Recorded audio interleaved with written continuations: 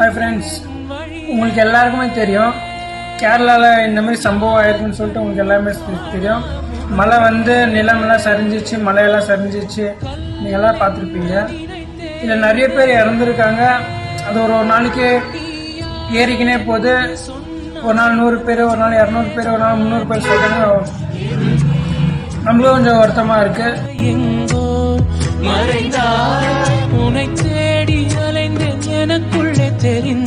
ஒன்றும் பண்ண முடியாது, ஏற்று தான் ஆகணும்.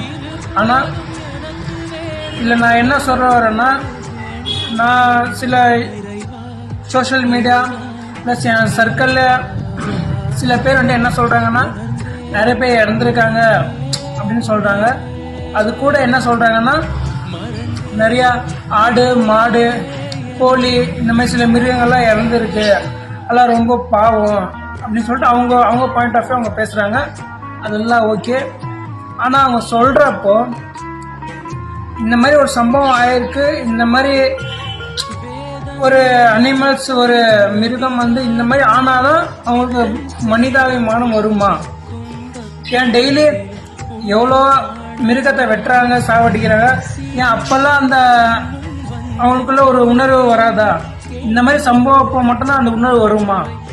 மட்டும்தான் உணர்வு அவங்களுக்கு வெளியே வருது, இல்லைன்னா வரமாட்டேங்குது. இல்லைன்னா காலையில் போய் மட்டன் சிக்கன் எல்லாம் சாப்பிட்டுட்டு சாயங்காலம் இந்த மாதிரி சம்பவம் ஆன உடனே ஐயோ அங்கே மாடு செத்து போச்சு, அங்கே ஆடு செத்து போச்சு அப்படின்னு வருத்தப்படுறாங்க.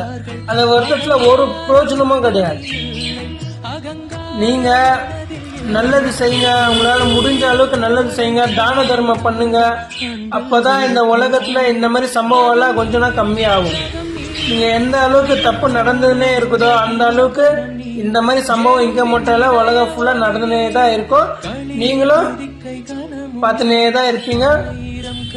இல்லை சில பேர் வந்துட்டு அவங்களுக்கோசம் துணி கொடுக்கறது, அரிசி இந்த மாதிரி சில ஐட்டம்ஸ் எல்லாம் கொடுக்குறீங்க, அதெல்லாம் ஓகே, அதெல்லாம் நல்ல விஷயம். ஆனால் அதை வந்துட்டு தொடர்ந்து நீங்கள் கொடுத்துனே இருங்க. உங்கள் சர்க்கிளில் யார் யார் இருக்கிறாங்களோ அவங்களுக்கெல்லாம் அநாத ஆசிரமம் இந்த மாதிரி இல்லாதப்பட்டவங்களுக்கெல்லாம் தான தர்மம் பண்ணினே இருங்க.